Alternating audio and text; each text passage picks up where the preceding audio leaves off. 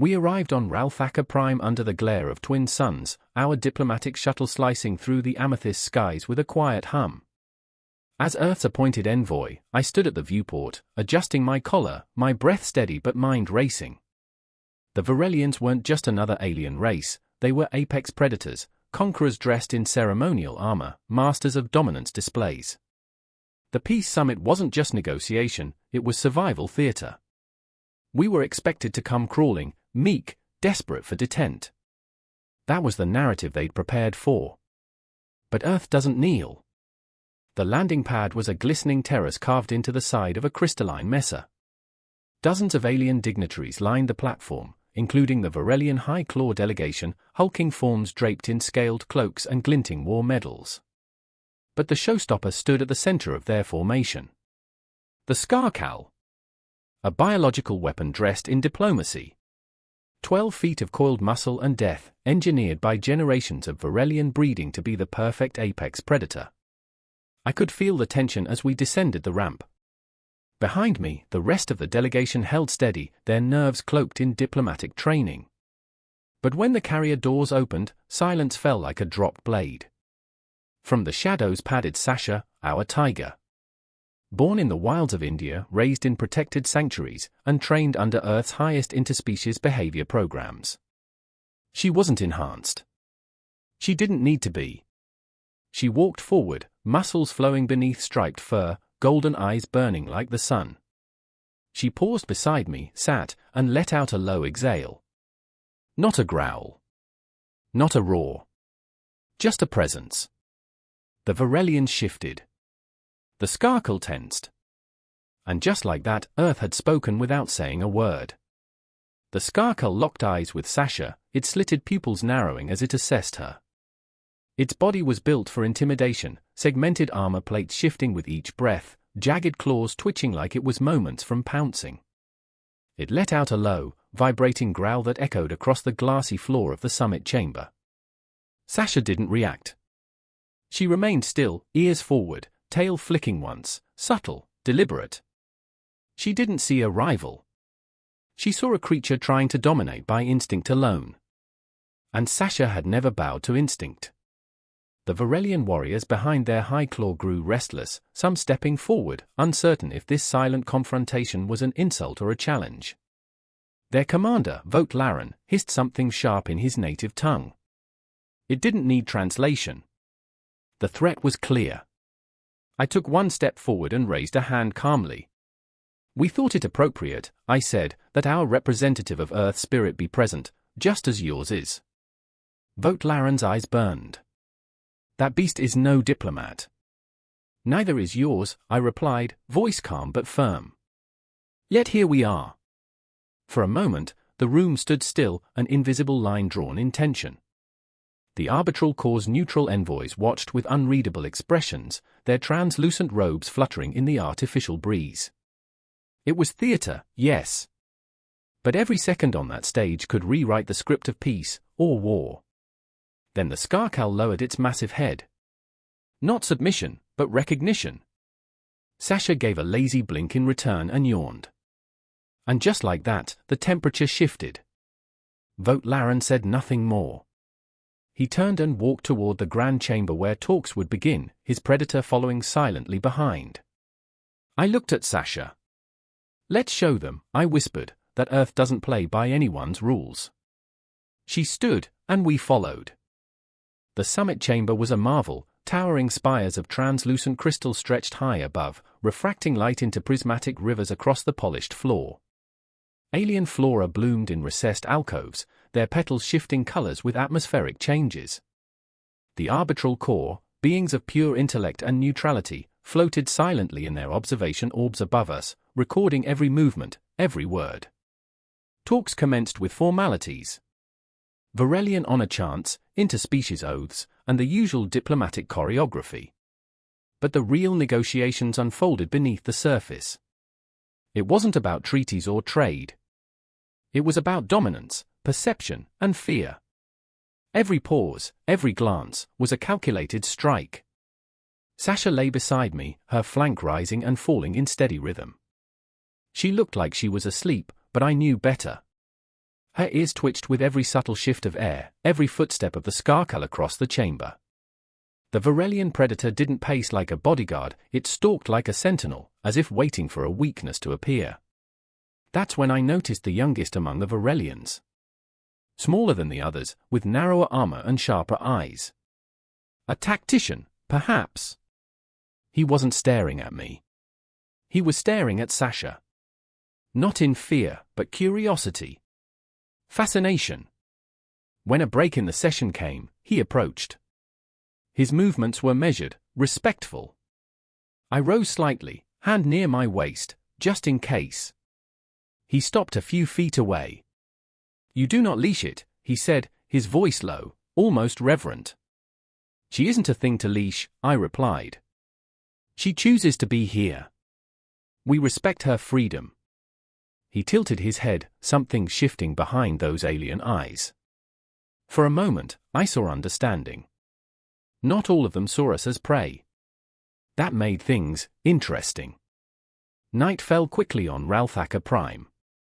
The sky turned to a deep indigo, pierced by the glow of twin moons and the eerie shimmer of the city's crystal structures. The halls of the summit compound emptied, leaving behind only whispers of the day's tension. Peace talks had adjourned temporarily, but the unease lingered like a fog. I stayed restless, pacing my quarters, trying to replay every word, every glance. Something about the way the young Virellian had looked at Sasha, it felt like the beginning of something, or a warning. Then Sasha stirred. She rose from her resting mat without a sound, head low, muscles tight. Her ears pivoted sharply to the corridor.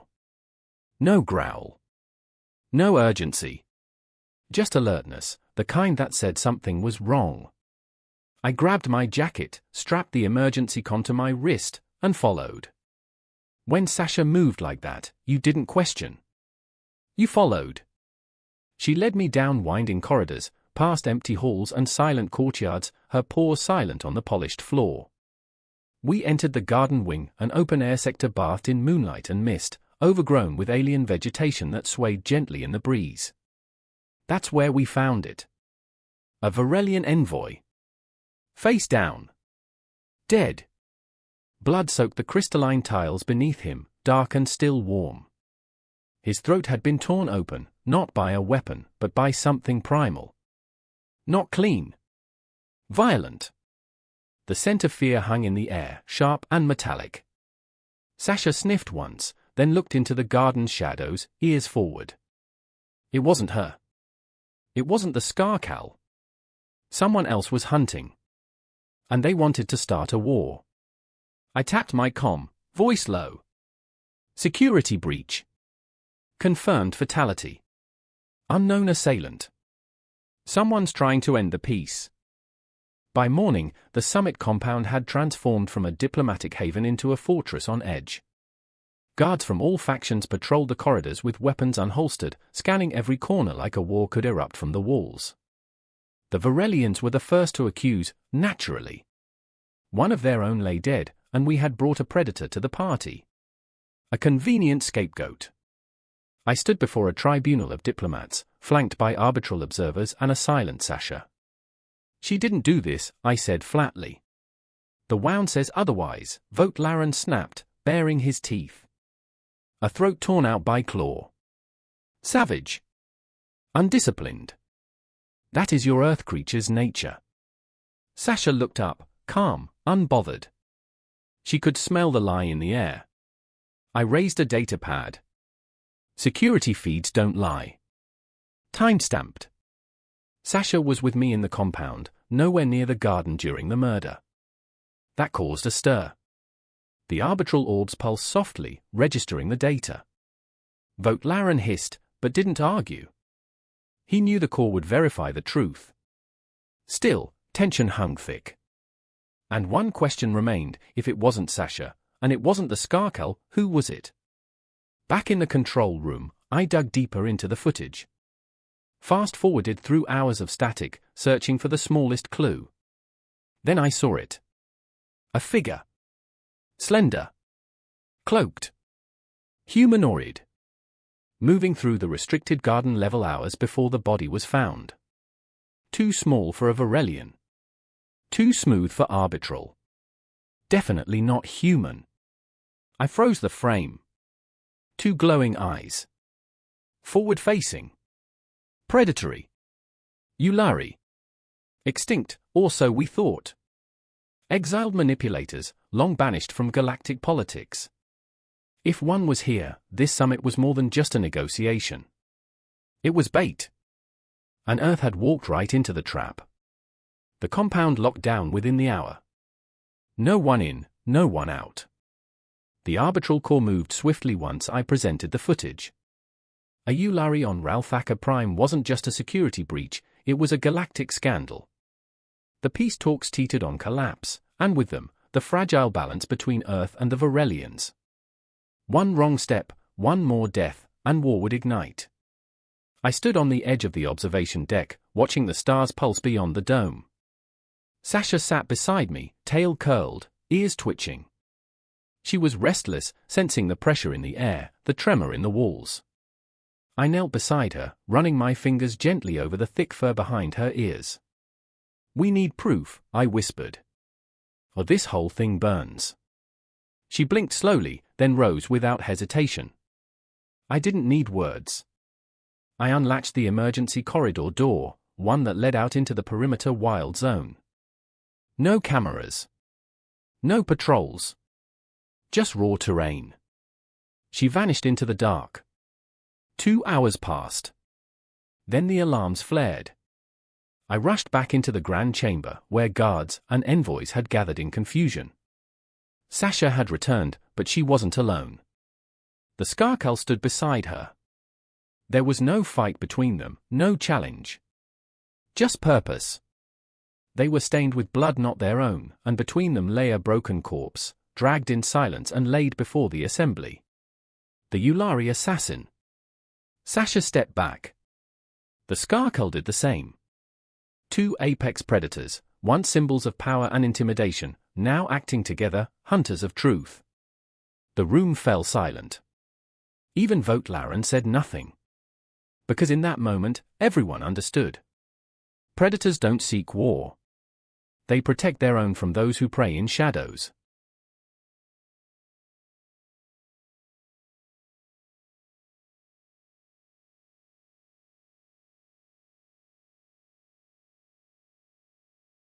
The Yulari corpse lay at the center of the summit chamber, limbs twisted, its cloak torn, revealing bioweapons fused to its spine, classic Yulari design. Assassins, saboteurs, manipulators. Their return meant more than sabotage. It meant someone wanted to reignite the old wars. And they nearly had. The arbitral core hovered silently, their orbs glowing with deep violet light as they processed everything. Virellian stood still, hands clenched, eyes locked not on me, but on the Skarkal. His beast. His symbol of superiority.